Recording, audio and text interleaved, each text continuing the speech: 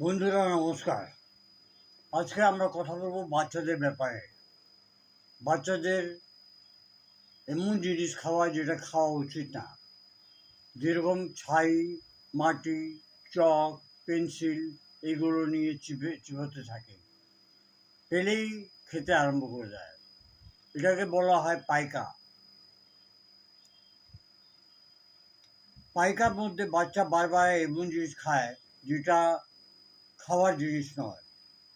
এটার পেছনে আয়রনের অভাব, পোষণের অভাব, পেটে কৃমি হতে পারে, কিংবা মানসিক এবং বিকাশ ঠিকভাবে হচ্ছে না, সেটা একটা কারণ হতে পারে। মাটি, চক, কয়লা খাওয়ার এবং ইভেন কি চক পর্যন্ত খেয়ে নেয়, কাগজ পর্যন্ত খেয়ে নেয়।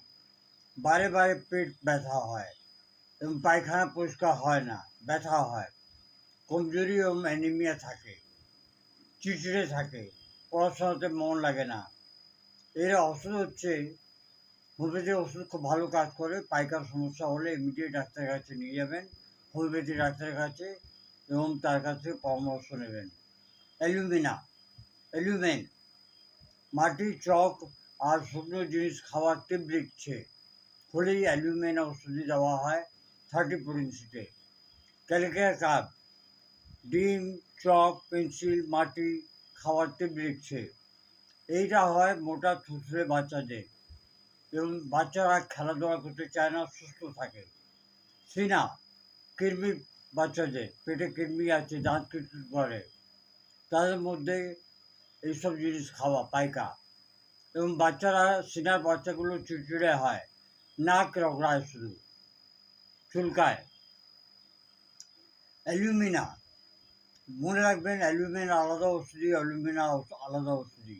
অ্যালুমিনা হচ্ছে কয়লা, চাক, কফি, এরকম জিনিস খাওয়ার, কফি মানে শুকনো কফি খাওয়ার ইচ্ছে, কিন্তু পেট পরিষ্কার হয় না, সবসময় পায়খানা আটকে থাকে।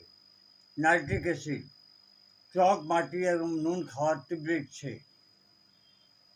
এছাড়া ট্যারেন্টুলা হিস্প্যানিকা, খুব বেশি ছটপটে বাচ্চা, বদমাস, বদমাসি অনেক বেশি করে, আজব গজব বস্তু খায়, ইভেন কি পেপার পর্যন্ত খেয়ে নেয়।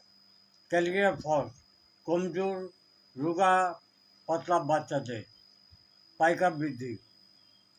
বাচ্চার হেমোগ্লোবিন টেস্ট করবেন এবং ভিডিওটাকে ভালোভাবে শুনবেন। ধন্যবাদ।